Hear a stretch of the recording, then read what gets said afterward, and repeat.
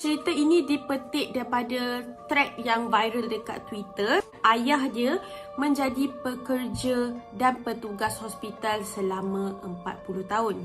Katanya setelah bertahun-tahun kerja, 10 tahun terakhir, ayah dia telah ditempatkan di unit postmortem. Bila kita cakap pasal postmortem ni, dah tentunya postmortem ini melibatkan orang-orang yang dah mati. Masa hari pertama ayah dia bekerja dekat rumah mayat, bau mayat memang tersangat-sangat kuat. Sampaikan diorang kena mandi air lemon tau untuk buang bau mayat tu. So katanya mak dia tak bagi ayah dia masuk rumah selagi bau tu tak hilang. Baju dan juga seluar ayah dia kena bakar sebab takut terkena badi mayat tu setiap kali dia bekerja dekat dalam rumah mayat tu. Tahun pertama, bapak dia kata bapak dia tak pernah lagi menghadapi sebarang kejadian yang pelik ataupun kejadian-kejadian mistik selama dia bekerja dekat dalam rumah mayat.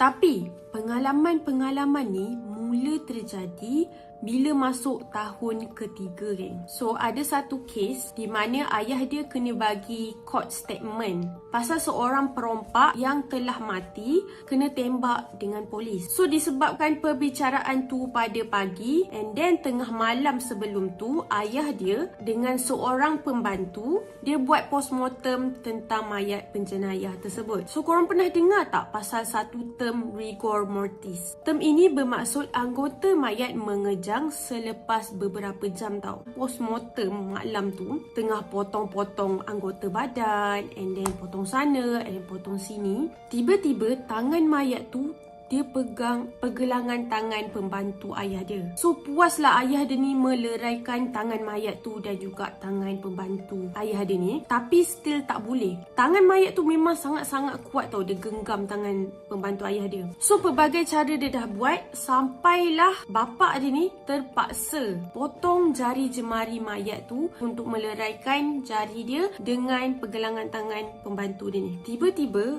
ayah dia ni menjerit tau. Menjerit lepas tu ayah dia ni melompat. Sebab apa? Sebab ayah dia ni nampak mata mayat tu dah terbuka balik. Siap boleh toleh kepala, and mayat tu boleh pandang bapak dia ni tau. So waktu tu bapak dia dan juga pembantu bapak dia ni sangat-sangat ketakutan sebab selalunya rigor mortis ni katanya mayat tu hanya akan macam keras. Tapi pelik, macam mana mayat tu boleh berpusing kepala. Ayah dia dan juga pembantu itu melaungkan azan dan juga berselang baca Al-Fatihah berulang kali tau, geng. Tiba-tiba kepala mayat tu terangkat-angkat. And then pembantu ayah dia ni dah meraung tau sebab sangat-sangat takut lah waktu tu. Beberapa minit lepas tu ayah dia dan juga pembantu dia terus berlari keluar daripada bilik mayat. So ayah dia ni suspek mayat ni mesti pernah ambil dadah ataupun sebelum dia mati dia ambil dadah. Korang tahu tak sebab apa ayah dia ni suspek yang mayat tu dia ambil dadah? Sebab ada pernah satu kes tadi dekat overseas, ada satu mayat tu ketagih dadah tau. And then diorang kena tanam hidup-hidup. Sebab apa? Sebab diorang ingatkan overdose, tapi rupanya mayat tu hidup balik sebab dadah tu, geng. So setelah beberapa minit, ayah dia masuk balik dekat rumah mayat tu dengan beberapa orang doktor dan juga beberapa pembantu untuk membantu diorang lah malam tu. Ayah dia cakap masa mula-mula ayah dia masuk dalam bilik ruang bedah tu, mayat tu dah tak ada kat tempat bedah yang diorang last kali tinggalkan. So waktu tu diorang semua sangat-sangat panik. So bila diorang cari-cari balik, rupa-rupanya mayat tu terbaring dekat sebelah tempat dia bedah tadi. Bila diorang periksa blood content kan, kandungan darah, tak ada pun dia jumpa kesan-kesan dadah tau. Berdasarkan report, mayat itu kemudiannya disahkan betul-betul mati sebelum diorang bedah lagi. So untuk kes kedua pula, ayah dia pernah uruskan mayat yang telah dihukum gantung sampai mati, geng. So memula ayah dia rasa macam tak ada apalah sebab dia kata dia selalu je nampak mayat-mayat yang perut dia terburai and then kepala dia pecah. So dia kata mungkin tak ada beza lah dengan mayat yang kena hukum gantung sampai mati. And then waktu tu ayah dia nak buka beg troli mayat tu tau. Maksudnya bila buka je terus nampak mayat. Alangkah terkejut ayah dia tu nampak mayat tu memang memang dalam keadaan yang sangat-sangat menakutkan tau. Bila dia buka je beg mayat hitam tu, ayah dia cakap ayah dia rasa macam nak pengsan. Sebab apa? Dia kata mata mayat tu terbuntang sampaikan terkeluar daripada soket. And then mulut mayat tu ternganga dan lidah dia terjuntai tau geng. So ayah dia dan pembantu asisten ayah dia menyiapkan mayat tersebut. Korang tahu tak dia buat macam mana? Mata mayat yang terjojol tu dimasukkan semula ke dalam rangka lah maksudnya. Lidah mayat yang terjulur tu digulung-gulung masuk ke dalam mulut tau. So untuk memastikan lidah tu stay kat dalam mulut, diorang terpaksa ikat satu tali yang diikat daripada bawah hingga ke atas kepala. So setelah diorang bersih-bersihkan mayat and then diorang bersih-bersihkan tempat kerja diorang tu, tiba-tiba diorang berdua terdengar satu suara tangisan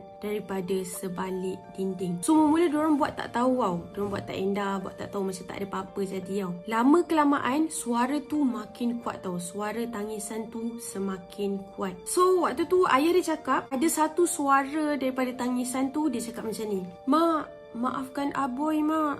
Ampunkan Aboy." Lebih kurang macam tu lah. So ayah dia cakap, nak kata orang main-main ke prank kan? Siapa je yang sanggup prank kat dalam bilik mayat, betul tak? Lepas tu diorang teruskan kerja and then diorang keluar daripada bilik mayat. Tapi suara tangisan dan suara raungan itu masih berterusan. So nak dijadikan ceritanya, pejabat ruangan itu dia terletak dekat hujung koridor bilik mayat. So kalau diorang nak keluar daripada bilik tu, diorang kena lintas dulu bilik mayat tu. Selepas itu geng, korang tahu tak apa jadi? Ayah dia ni memang sangat-sangat curious nak tahu apa yang jadi sebenarnya dekat dalam bilik mayat tu kan. Ayah dia ni usah tahu bilik simpanan mayat tu. Lepas tu ayah dia nampak ada seorang lelaki dekat dalam bilik tu, dan lelaki tu dia bogel tau sambil meratap dekat salah satu pintu peti sejuk bilik simpanan mayat tu geng. Dan ayah dia ni sangat-sangat pastilah, memang sangat-sangat sure yang fridge yang dia nampak lelaki bogel tu berdiri adalah fridge simpanan mayat orang yang kena gantung tadi geng. So selepas daripada kejadian tersebut, ayah dia dan juga pembantu dia ni terus berlari keluar daripada bilik mayat tu hinggalah ke hujung hospital geng. Lepas daripada tu ayah dia kata memang ayah dia serik lah nak uruskan mayat-mayat yang telah dihukum gantung sampai mati geng.